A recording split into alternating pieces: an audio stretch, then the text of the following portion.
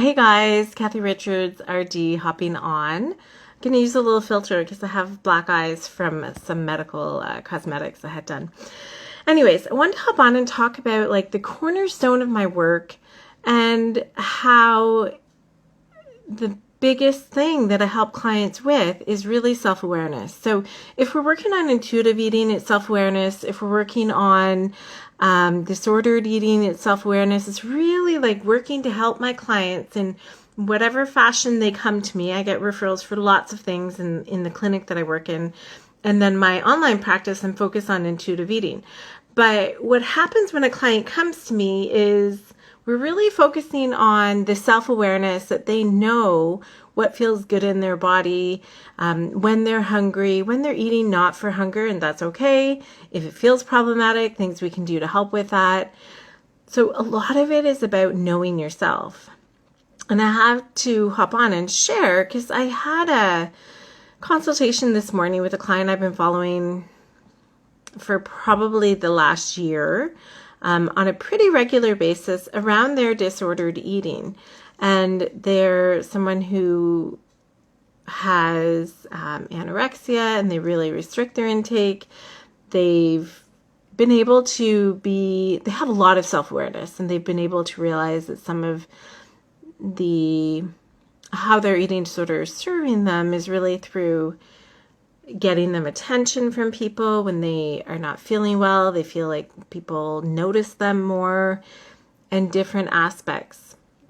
So we've been working along pretty steadily for the last year and focusing on just kind of rounding out each meal, allowing more foods to come in, and also having the self-awareness around how it feels. Maybe sometimes are harder.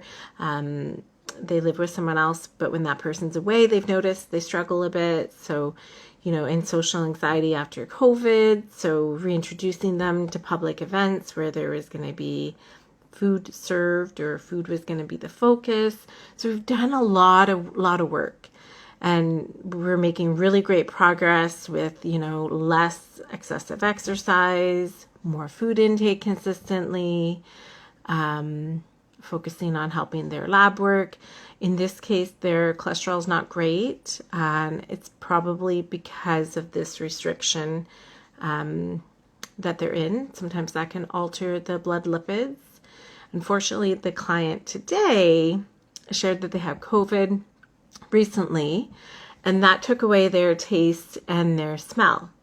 So that really deterred them from eating during the time where they were most sick, which, that's not wrong.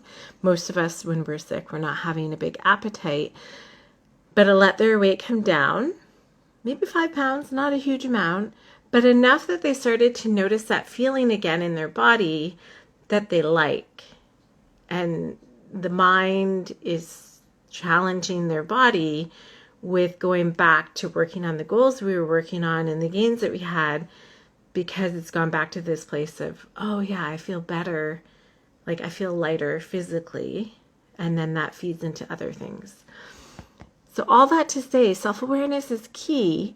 They had enough self-awareness on the call today to say, I'm not in a place to work on this right now. I'm in a place where I can't convince myself. I'm not at a point where I can make these changes or make this focus right now.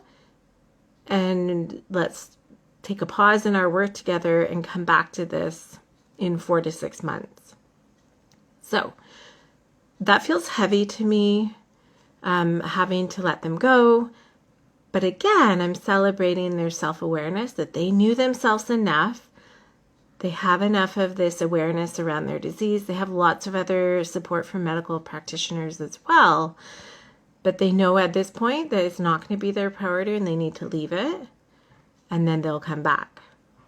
So self-awareness, it works in so many different facets. Like if we're really not self-aware of how our body feels when we eat different foods, or how our energy is, or how often we're eating, or how much we're sleeping, like if we don't have awareness, we're just kind of like going through life.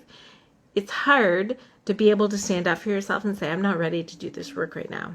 So much respect for my clients, and this one included, that are able to say, I can't work on this right now. But let's reconnect again and see if I'll be ready then.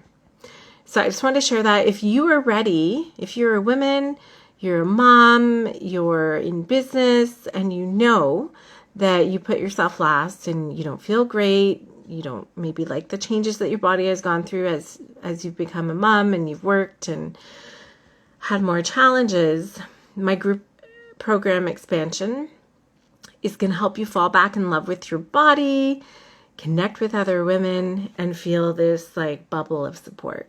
So if that speaks to you, look in my bio for the link to that. But I just wanted to hop on and share that self-awareness is key. If someone's not ready, they're not ready. So that's sometimes where we have to leave the relationship and let them come back when they are. I hope that you guys have a great week, and I will talk to you soon.